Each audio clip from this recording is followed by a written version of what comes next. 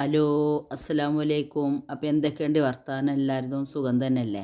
അപ്പോൾ ഞാനിന്ന് കുറച്ചൊരു ചീനമുളക് ആദ്യം നുള്ളി എടുക്കട്ടെ വിചാരിച്ചു. ഈ മുളക് ഞങ്ങൾ വളമിട്ടുകാണ്ട് ഉണ്ടാക്കുക കേട്ടോ. സാധാരണ എല്ലാവർക്കും ഇങ്ങനെ തൊടുവില്ല അങ്ങനെ തന്നെ ഉണ്ടാവുമല്ലോ. പക്ഷേ ഇവിടെ നമ്മൾ വളമിട്ട് ഉണ്ടാക്കി കൊടുക്കുകയാണ്. മുളകിനെക്കാട്ടി ഉണ്ടായിക്കണത് ഇലയാണ്. അതും നമുക്ക് ഉപകാരമാണ്. ഇവിടെ കാക്കാക്ക് ഇല താളിച്ചതായ ഭയങ്കര ഇഷ്ടമാണ്. നുള്ളി കൊണ്ടുവരണമെന്നുള്ളൂ, എന്നാലും കുഴപ്പമൊന്നുമില്ല. നല്ല ഇല കേട്ടോ. നമ്മൾ മൂക്കണീൻ്റെ അടുക്ക് ഇങ്ങനെ അത് നുള്ളി നുള്ളി എടുത്താൽ നല്ല ഒരു ടേസ്റ്റുമാണ്. നല്ല എന്താ വെച്ചാൽ കുഴഞ്ഞിട്ട് നല്ല ടേസ്റ്റും ഉണ്ടാവും ആ ഇല ഉണ്ടാക്കിയിട്ടുണ്ടെങ്കിൽ. അപ്പോൾ ഇതിന്മേലുള്ള ഒരു ഭാഗത്തെ ഇലകളൊക്കെ കംപ്ലീറ്റ് ഞാൻ എടുത്ത് കഴിഞ്ഞതാണ്. 2-3 പ്രാവശ്യമായിട്ട് എടുത്തതാണ്. അപ്പോൾ ഇത് വളമയൊക്കെ ഇട്ടുണ്ടായപ്പോൾ മുളകിനെക്കാട്ടും കൂടുതൽ ഇല ഉണ്ടായപ്പോൾ ആ ഇല നുള്ളി കൊടുക്കണം. ഇനി നമ്മളത് എന്താ ചെയ്യുക വെച്ചാൽ അതൊന്ന് കട്ട് ചെയ്ത് കൊടുക്കണം കേട്ടോ, മുളകൊക്കെ കഴിയുമ്പോൾ. അപ്പോൾ ആ ഒരു മരം തന്നെ മതി നമുക്ക് കുറേ ദിവസത്തിനെന്ന് പറയാം. അതായത് ഒരു വർഷത്തിലേറെ ആ ഒരു മരം തന്നെ നിൽക്കും. അപ്പോൾ ഞാൻ കുറച്ച് ബീട്രൂട്ടും കുറച്ച് ക്യാരറ്റും കൂടിയുള്ള ഒരു പരിപാടിയാണ്. അപ്പോൾ കുറച്ച് ചീനാമുളക് എൻ്റെ അടുത്തുണ്ട്, മൂത്താപ്പാടുന്ന് കൊടുന്നതാണ്. പിന്നെ ഈ വെളുത്തുള്ളി ഒന്ന് തൊലിച്ചെടുക്കും വേണം. അപ്പോൾ ഈ സമ്മന്തി ഇങ്ങനെ ഉണ്ടാക്കി വെച്ചാൽ എല്ലാ ചോറ്റുക്കും റെഡിയാവും ചെയ്യും. ക്യാരറ്റ് ഒറ്റയ്ക്ക് നിങ്ങൾ ഇതേപോലെ ഉണ്ടാക്കിക്കണമെന്ന് നോക്കൂണ്ടി. ഇങ്ങനെ ഉണ്ടാക്കിയിട്ടില്ലെങ്കിൽ ഒന്ന് ഉണ്ടാക്കി നോക്കൂണ്ടി. ഇത് നല്ലൊരു ടേസ്റ്റാണ്. മധുരവും എരിവും പുളി എല്ലാം കൂടിയും ചേരുമ്പോൾ നല്ലൊരു വെറൈറ്റി ടേസ്റ്റാണ് കേട്ടോ. അപ്പോൾ ഞാൻ ഒരു ദിവസം ഒന്ന് സാമ്പിളിന് ജസ്റ്റ് ഒന്ന് ഉണ്ടാക്കി നോക്കിയിരുന്നു പണിക്കാരൊക്കെ ഉള്ള സമയത്ത്. ഭയങ്കര ടേസ്റ്റ് ഉണ്ട്. അപ്പോൾ ഞാൻ ഇന്ന് കുറച്ച് കൂടുതലായിട്ട്, അതായത് 1.5 കിലോനുണ്ട്. ഒരുപാട് പണിക്കാർ നമുക്ക് സീസണാണ് കേട്ടോ. അപ്പോൾ ഇവിടെ അപ്പോൾ കമൻറ്റിലൂടെ ഒരാൾ ചോദിച്ചിട്ടുണ്ടായിരുന്നു എന്ത് പണിക്കാരാണ് താത്തത്. അപ്പോൾ നമുക്ക് ഇവിടെ പാടത്ത് നമുക്ക് കൊയ്ത്ത് മെഷീനും അതേമാതിരി ട്രാക്ടറും ഇതൊക്കെ ഉണ്ട്. അപ്പോൾ നമുക്ക് പണിക്കാരുണ്ടാവും. പണിക്കാർക്ക് രാത്രിയും ഒക്കെ ഭക്ഷണം ഉണ്ട് കേട്ടോ. പിന്നെ ഇപ്പോൾ വീട്ടിൽ പോലീസിൻ്റെ കുറച്ച് അങ്ങനത്തെ പണികളുണ്ട്. അപ്പോൾ അവർക്കും ഭക്ഷണമുണ്ട്. അപ്പോൾ അങ്ങനത്തെ പണിക്കാർ കുറച്ച് കൂടുതൽ ഒക്കെ ഉണ്ടായതുകൊണ്ടാണ് നമുക്ക് കുറച്ച് കൂടുതൽ ഇതേമാതിരി എല്ലാം ഉണ്ടാക്കേണ്ടി വരുന്നത്.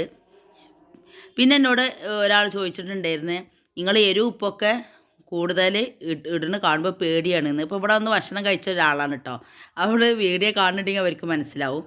അപ്പോൾ കഴിച്ച സമയത്ത് നിങ്ങളതിൽ എരിവുപ്പൊന്നും കൂടുതലില്ലാന്ന്. അപ്പോൾ ഞാൻ പറഞ്ഞു നമ്മൾ എരിവുപ്പും കുറേ ഇടുന്നുണ്ടെങ്കിലും ഒരുപാട് ക്വാളിറ്റി, അതായത് സാധനങ്ങൾ ഉണ്ടാക്കുന്നുണ്ട്, അതിലേക്കുള്ളതാണ് നമ്മൾ എരിവുപ്പ് ഇടണത് എന്ന് പറഞ്ഞിട്ട്. അപ്പോൾ ഞാനിങ്ങനെ വാരിടുന്ന കാണുമ്പോൾ നിങ്ങൾക്ക് തോന്നും നമ്മളതിൽ എരിവുപ്പ് ഭയങ്കരമായിട്ട് കൂടുതലുണ്ട്.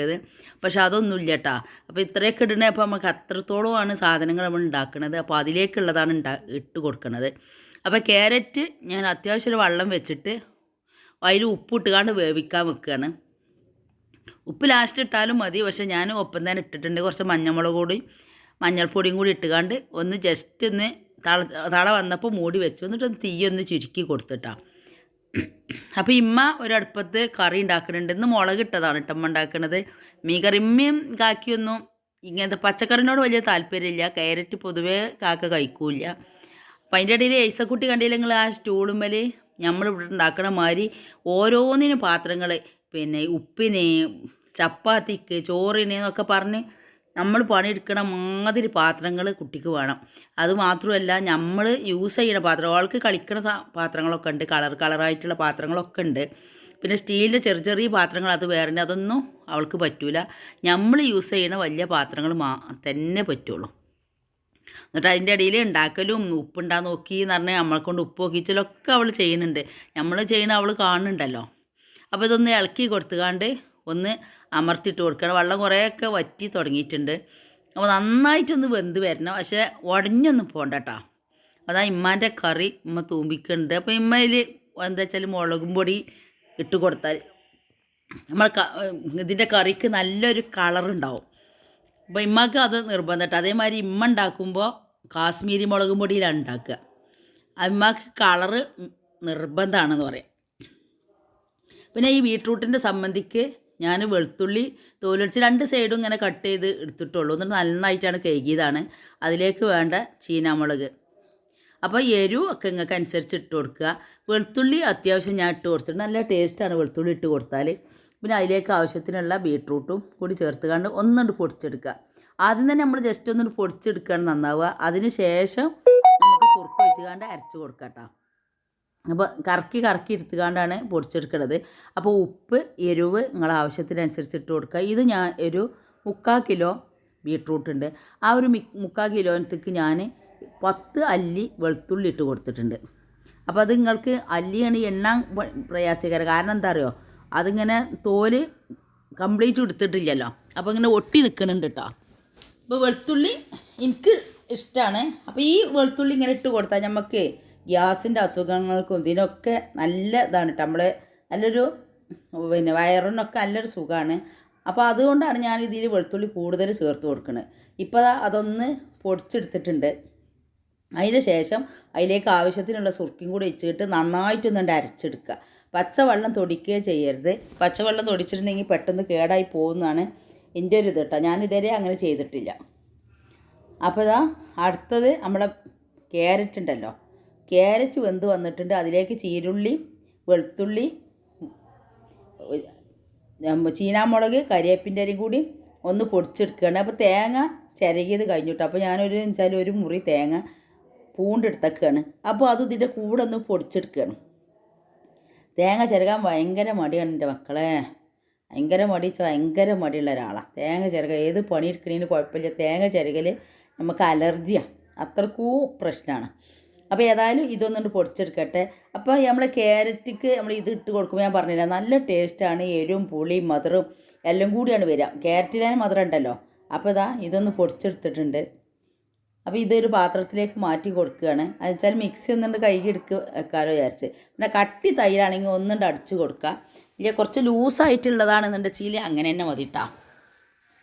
അപ്പോൾ നമ്മളെ ക്യാരറ്റ് വെന്തക്കണം നോക്കട്ടെ. അപ്പോൾ എൻ്റെ ചാനൽ ആദ്യമായിട്ട് കാണുന്നവരാണെങ്കിൽ സബ്സ്ക്രൈബ് ചെയ്യാനും ലൈക്ക് ചെയ്യാനും ഷെയർ ചെയ്യാനൊന്നും മറക്കരുത്.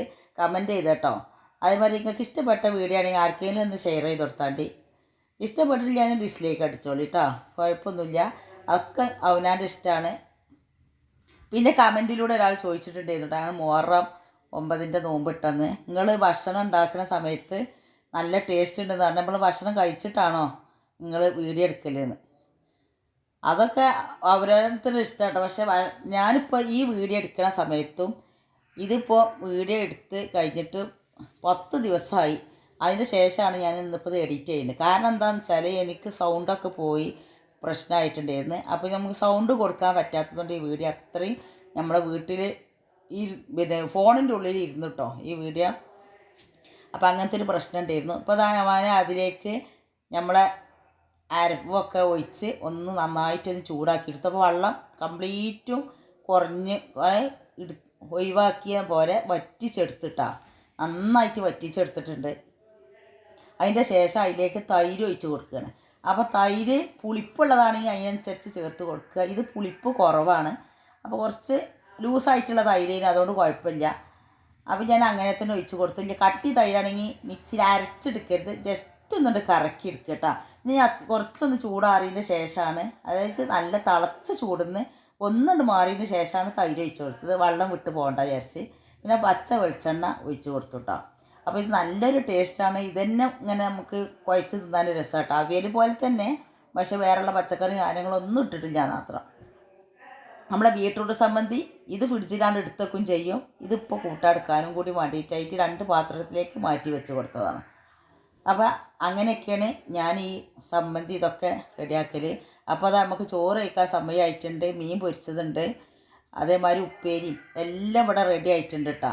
അപ്പോൾ പണിക്കാർക്കൊക്കെ കൊടുത്തപ്പോൾ കണ്ടില്ല ഞങ്ങൾ നമ്മളെ പാത്രത്തിൽ കുറച്ചല്ലേ ഉള്ളൂ. ഇനിയിപ്പോൾ രാത്രിയും പണിക്കാരുണ്ട്.